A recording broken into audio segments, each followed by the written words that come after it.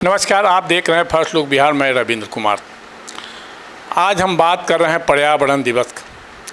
आज पूरे विश्व में विश्व पर्यावरण दिवस मनाया जा रहा है। पर्यावरण को बढ़ते प्रदूषण के कारण पूरे विश्व में स्थिति काफ़ी ख़राब होती जा रही है। जलवायु परिवर्तन हो रहा है, जिसका कुप्रभाव मानव शरीर पर पड़ता है, जनजीवन पर, पूरे जनजीवन पर पड़ रहा है। इसी संबंध में बात करने के लेकर हमारे बीच जाने माने पर्यावरणविद सुरेश गुप्ता जी हैं और वीरेंद्र कुमार राय जी हैं। हम बात करते हैं कि किस तरह से पर्यावरण में लगातार परिवर्तन, जलवायु परिवर्तन होने के कारण कभी बाढ़ तो कभी सुखाड़ तो बीमारियों का अंबार, तरह तरह की बातें लोगों के सामने हैं। लोगों को अन्य समस्याओं से जूझना पड़ता है। तो कैसे इस पर्यावरण दिवस, सरकार भी पर्यावरण नियंत्रण को लेकर काफ़ी काम कर रही है, लेकिन धरातल पर उस ढंग से काम कुछ ऐसा दिख नहीं रहा है ताकि जो है से पर्यावरण पर नियंत्रण किया जा सके। इसको लेकर हम बात करते हैं सुरेश गुप्ता जी से, कि आखिर इसमें क्या करना चाहिए, किस तरह से पर्यावरण पर तेज़ी से काम हो ताकि इसको तेज़ी से इस पर नियंत्रण लाया जा सके।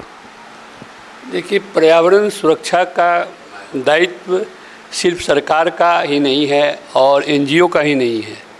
इसके लिए जन जागरण सबसे ज़रूरी है, जन चेतना सबसे ज़रूरी है। जनमानस को अपनी मानसिकता तैयार करनी होगी कि पर्यावरण के प्रति हम कितने सजग हैं। और उसके लिए जैसे कि हम ऑस्ट्रेलिया का भी मैंने कुछ महीनों का यात्रा किया था, तो वहाँ देखा मैंने कि जो भी लोग हैं, चाहे बस में यात्रा कर रहे हैं या मेट्रो में यात्रा कर रहे हैं, लेकिन छोटा भी कचरा होगा तो खुद एक थैला लेके चलते हैं जिसमें कि डाल लेंगे। तो गंदगी के प्रति या पौधे के प्रति वह बहुत ही ज़्यादा सचेत होते हैं, संजीदगी से जीते हैं। यहाँ वो बात नहीं है, कहीं भी कचरा फेंक दिया, कहीं भी पेड़ के प्रति है, कहीं भी पेशाब कर दिया, कहीं गंदगी फैला दी। तो यह चीज़ यहाँ है। हम ऐसे तो हम सनातन को कहते हैं कि हम नदी को पूजते हैं, और वहाँ के लोग नदी को पूजते नहीं हैं, लेकिन वहाँ की नदी साफ़ है, हम नदी में कचरा फेंकते हैं। तो अंतर यहाँ आ गया है। तो अभी एक तो आंकड़ा यह भी है कि अभी दुबई में जो अभी विश्व पर्यावरण सम्मेलन हुआ है, वहाँ विश्व समुदाय के राष्ट्राध्यक्ष इकट्ठे हुए थे, वैज्ञानिक इकट्ठे हुए थे। उन्होंने अपनी रिपोर्ट दी कि विश्व में जो पर्यावरण प्रदूषण है और ग्लोबल वार्मिंग है, इसका 90% कारण फॉसिल ईंधन है। जो ज़मीन से खुदाई से तेल निकलता है, जमीन भूमि का जो छिद्रण होता है, उसके कारण प्रदूषण होता है। इसके लिए इसको बंद होना चाहिए। तो जो दुबई के शेख थे, उन्होंने कहा ऐसा आप हमारे अतिथि हैं, मेहमान हैं, आप भोजन करें और हमें ज्ञान मत दें, आप विदा लें। इसके पहले भी जब भी विश्व पर्यावरण सम्मेलन हुआ है, विश्व के सारे देशों ने उस पर हस्ताक्षर कर दिए हैं। और जो दुनिया का दरोगा है अमेरिका, उसने सिग्नेचर करने से मना कर दिया कि भाई आप अभी पर्यावरण प्रदूषण रोको, अभी आप कार्बन उत्सर्जन रोको, मैं अभी 10-20 साल के बाद सोचूंगा कि क्या करना है। तो स्थिति यह है। तो यह विश्व समुदाय से लेकर के और जनता तक सभी इसके दोषी हैं। यह एक साधारण मामला नहीं है और पूरी दुनिया धीरे धीरे इसमें चपेट में आती जा रही है। आज ज़मीन का 50% तक क्षरण हो गया है, दुनिया के ज़मीन का। पानी इतना प्रदूषित हो गया है कि आने वाले 50 तक मतलब बिल्कुल पीने को तो अभी भी नहीं है। मतलब पानी की ऐसे ही गंगा की जो धारा है या दूसरी नदियों की धारा है, घट करके 50% पर आ गई है, सूखने के कगार पर है। आज 30,000 से ज़्यादा धाराएं हिमालय से निकलती हैं, गंगा से निकलती हैं, और आज 50% सूख गई हैं उसमें से, और 50 तक और भी सारी सूखने की 75% सूखने की संभावना है। जो हम अन्न आज से 50 साल पहले खाते थे, अरहर का दाल, चावल, गेहूँ, उसके जो पौष्टिकता थी आज 50% उससे कम है। उसमें बिल्कुल आयरन की कमी हो गई है, जिंक की कमी हो गई है। तो हर तरफ क्षरण हो रहा है। तो हमें एकदम सतही स्तर पर आम जन को, या आज देखिए ना ग्लोबल वार्मिंग के कारण क्या है, आज मुजफ्फरपुर में ही देखिए 42, 45 और दिल्ली में इस बार 48, 50, 52 तक टेम्परेचर चला गया। क्या हो रहा है, कई जगह एसी फटने की सूचनाएं आ रही हैं। तो हम कब तरीके से इस तरीके कृत्रिम तरीके से जीवन जीते रहेंगे। हमें धरती का जितना ज़मीन है उसका 33% भूभाग पर हमें वृक्षारोपण करना होगा। आज विश्व के जो जितने भी आबादी है तो 50% आबादी विश्व के स्तर पर शहरों में आ गई है। तो इतनी घनी आबादी और विश्व में जितना ज़्यादा भी धरती का स्रोतों का उपयोग किया जाता है तो शहरी आबादी उसका 50 से 65% तक खर्च करती है, ग्रामीण आबादी कम खर्च करती है। जितना गार्बेज उत्पादन होता है उसका 80% शहरी आबादी में गार्बेज उत्पादन होता है। तो वृक्षारोपण हमें जंगल में करने की ज़रूरत नहीं है, हमें शहरों में करने की ज़रूरत है। हमें टेम्परेचर कम हो इसके उपाय और भी बहुत से उपाय हैं, उनको ऐसी कम करने की ज़रूरत है। आखिर जो इसमें कमी है उसको दूर करने के लिए कोई न कोई ठोस उपाय और समाज को आगे बढ़ना पड़ेगा। इस ओर हम लोगों को कैसे कदम उठाए, इस पर जैसे हम लोग क्या कर सकते हैं? देखिए, सरकारी योजनाएं आती हैं, एनजीओ को फंडिंग होती है, लेकिन हम सब इससे अवगत हैं कि एनजीओ की जो फंडिंग होती है वो सब कागजी होती है। कागज़ पर ही फ़ोटो पे सबको पैसे मिलते हैं, कागज़ फ़ोटो पर ही पेड़ रोपा जाता है, फ़ोटो पे ही सफाई हो जाती है, अखबार में न्यूज़ हो जाना चाहिए, उनको 25,000, 10,000, 50,000 जैसा फंडिंग है मिल जाता है। तो इस तरीके से नहीं होगा। यह इंसान जब हम खुद जब जलने लगेंगे, खुद जब हम अब कोई सहारा नहीं रहेगा तब हम सोचते हैं उसका को, तो उसके पहले हम सचेत हो जाए तो यह ज़्यादा ज़रूरी है। और इसका उपाय यही है कि हम जीवन में इसको अपने जीवन शैली में उतारें, सबसे बड़ा उपाय यही है। इसके लिए कहीं न कहीं लोगों को आगे आना पड़ेगा। सब लोग हम लोग बात करते हैं कि यह काम होना चाहिए। अभी देख लीजिए मुजफ्फरपुर ही को ही लीजिए, हम लोग मुजफ्फरपुर स्मार्ट सिटी की ओर आगे बढ़ रहा है, स्मार्ट सिटी के लिए काम हो रहा है, लेकिन जो इस स्मार्ट सिटी के लिए सड़कें का निर्माण, नाला का निर्माण, उसमें जो धूल है, जगह जगह गड्ढे खोद दिए गए हैं, जो धूल उड़ रहे हैं, उससे लोगों को आना जाना मुश्किल हो गया है, लोगों को सांस की बीमारी हो रही है, लेकिन फिर भी लोग मौन है। इसके तरफ भी जो कुछ होना चाहिए। देखिए, ये जो स्मार्ट सिटी के काम हो रहे हैं या कहीं भी रोड का निर्माण होता है, NHAI का काम होता है, तो उनकी फंडिंग में होता है कि काम करते वक्त उनको पानी पटाना है कि धूल नहीं उड़े, लेकिन कागज़ों में पानी पटता है लेकिन व्यवहार में नहीं पटता है। अभी स्मार्ट सिटी के तहत जो स्पाइनल रोड है लक्ष्मी चौक से बैरिया का, उसमें वृक्ष को, बड़े बड़े जिंदा वृक्ष को उखाड़ा गया। जिस समय उखड़ रहा था उसी समय मैंने आवाज़ उठाई, मैंने सोशल मीडिया पर देख सकते हैं, मैंने मेयर को, उस समय के CEO को पत्र दिया कि यह जो तरीका है यह गलत तरीका है, पेड़ उखाड़ कर दूसरी जगह ट्रांसप्लांट कर रहा है। जबकि मुझे सुनने में आया कि एक पेड़ को दूसरी जगह ट्रांसप्लांट करने के लिए 80,000 से लाख रुपए का कॉन्ट्रैक्ट दिया गया था, जबकि उसी समय सारा पेड़ सूख भी गया, कोई बचा भी नहीं, एक भी नहीं बचा। मैंने मेरा सब फोटो मैंने सोशल मीडिया पर डाला हुआ है, मेरे पास है, आज भी है, आज भी देख सकते हैं कि सूखा हुआ पेड़ सब खड़ा है। अभी MIT कॉलेज में देखिए कि मैं सुबह मॉर्निंग वॉक में जाता हूँ, वहाँ एक दिन देखा कि सुबह आग लगाया हुआ है सब जगह, अब पेड़ सब जल के झुलस गए। तो मैंने सोशल मीडिया पर डाला उस पर कि अगर जंगल सफाई करनी है तो आप लेबर लगाओ, लेबर से कटवाइए जंगल से। अब पूरा जिंदा, वहाँ तो 1960 के दशक का कोई दामोदर प्रसाद प्रिंसिपल थे, उन्होंने देश के विभिन्न कोनों से मतलब कि बहुत ही मूल्यवान पौधे से ला करके लगाए थे, जो कि अभी भी हैं, मोटे मोटे वृक्ष है। अब देखिएगा कि फ़ोटो में जो मैंने खींचा है वो झकड़ गया है पूरा। तो इस तरीके से हम सरकारी फंडों का या अपने लालच से या मूर्खतावश, और ज्ञान का केंद्र है, वहाँ इस तरह के काम हुआ। तो फिर बाद में मालूम हुआ कि वहाँ प्रशासन द्वारा या प्राचार्य माननीय प्राचार्य के द्वारा रोक लगाई गई कि भविष्य में इस तरह से नहीं जलाया जाएगा। और बाद में आपको यह नहीं लगता है कि सरकारी फंड का जो दुरुपयोग हो रहा है तो सरकार व प्रशासन की मिलीभगत से ही होता होगा, ताकि उस पर कोई निगरानी इस तरह की नहीं होती है जिसके कारण जैसे फंड का लूट खसोट हो रहा है? बिल्कुल बिल्कुल, सरकार प्रशासन के सब मिलीभगत से होता है। ऐसी थोड़ी है कि आम आदमी को जानकारी नहीं है और प्रशासन को जानकारी। सरकार अगर चाहे तो एक दिन में कंट्रोल कर सकती है। हाँ? आज नीतीश कुमार जी ने, जो हमारे माननीय मुख्यमंत्री जी हैं, वो पर्यावरण के प्रति काफ़ी सचेत है। अभी जिस समय उन्होंने सरकार संभाला था 10-11% के आसपास था यहाँ भूभाग पर वृक्षों हरियाली का प्रतिशत। आज उनके प्रयास से 17% के आसपास हो गया है। तो उनके पीरियड में तो बढ़ा है पौधों की संख्या। और यहाँ उन्होंने पहली पार्टी है देश की जिन्होंने कि अपने कार्यकर्ता बनने पर के पहले वृक्ष रोपने का एक कार्यक्रम चलाया था कि वृक्ष 5 लगा के आइए तब आप हमारे यहाँ कार्यकर्ता बन सकते हैं।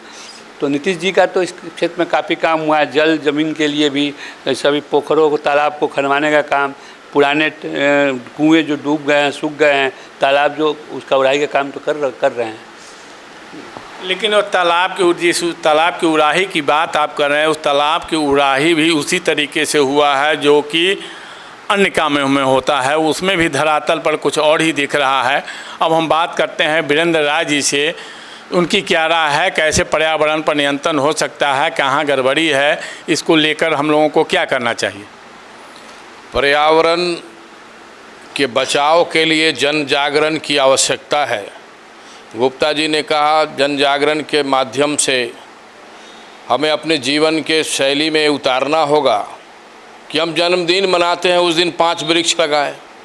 हम अपनी बच्ची की शादी करते हैं उसके याद में 5 वृक्ष लगाएं। हम अपने घर में, गांव में बाप दादा मरते हैं तो उनका क्रियाकर्म करते हैं, उनके याद में उस दिन 5 वृक्ष लगाएं। ये सब हमें कल्चर में ढालना होगा।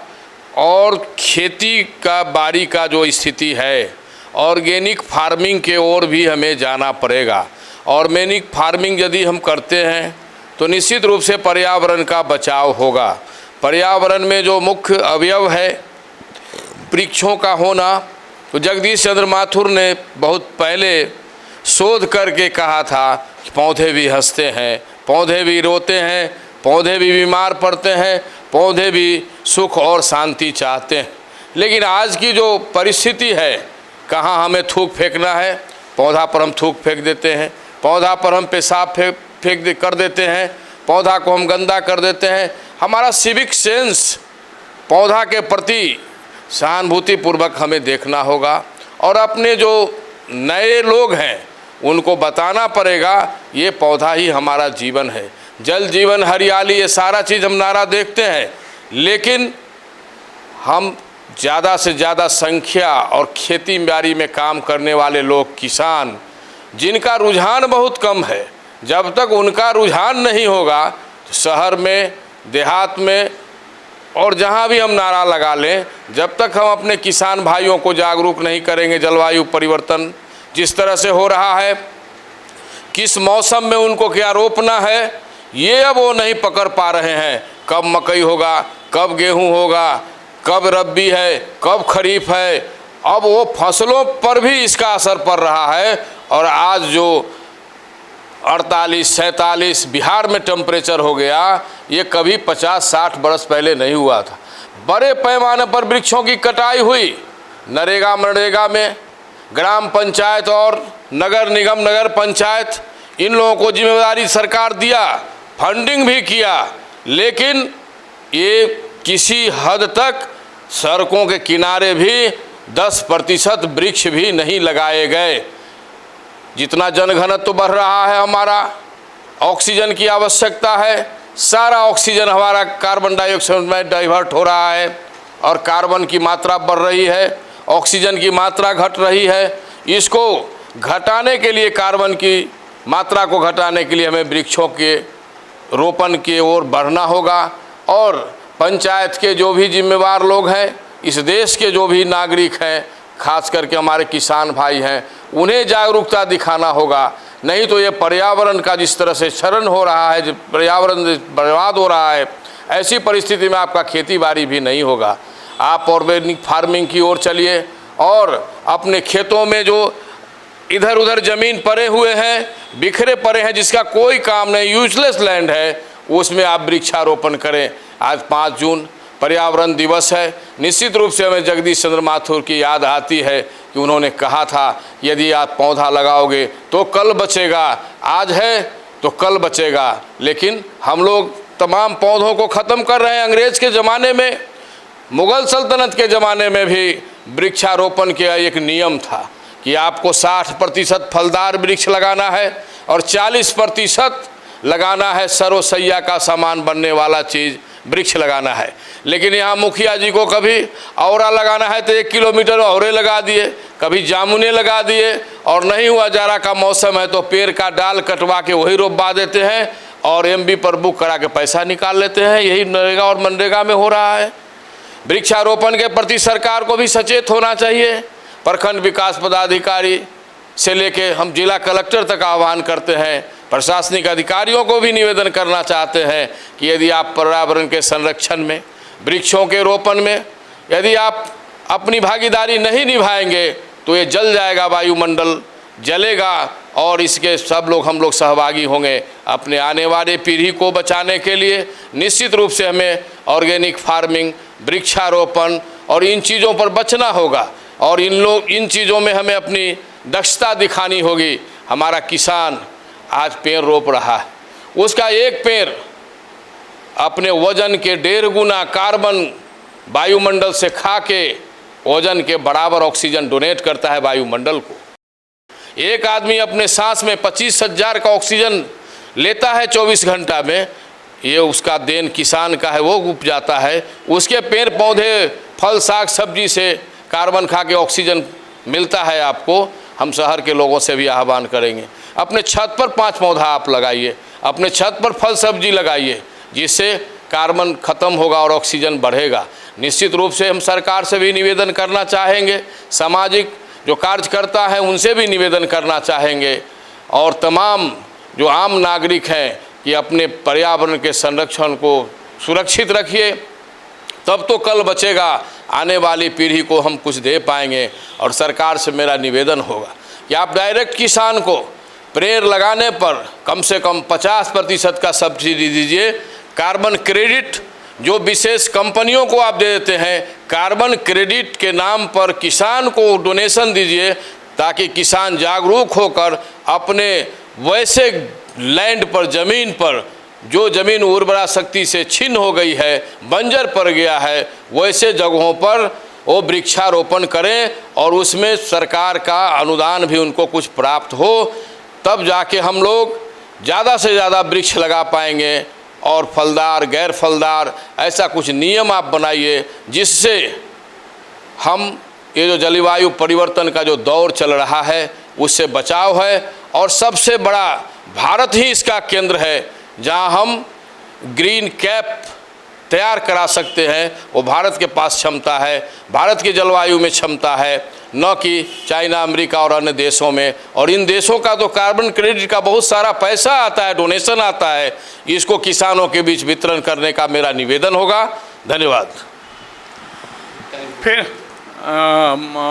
बात कर रहे हैं जाने माने पर्यावरणविद जो अमेरिका तक को चुनौती दे चुके हैं, सुरेश गुप्ता जी इस पर और निचोड़ बताएंगे कि आगे हम लोग क्या करें। देखिए, कार्बन क्रेडिट एक महत्वपूर्ण मुद्दा है। जब अमेरिका यह कहता है कि मैं इस समझौते पर साइन नहीं करूंगा, कार्बन उत्सर्जन अभी बंद नहीं करूंगा, इसके बदला मुझसे धन ले लो।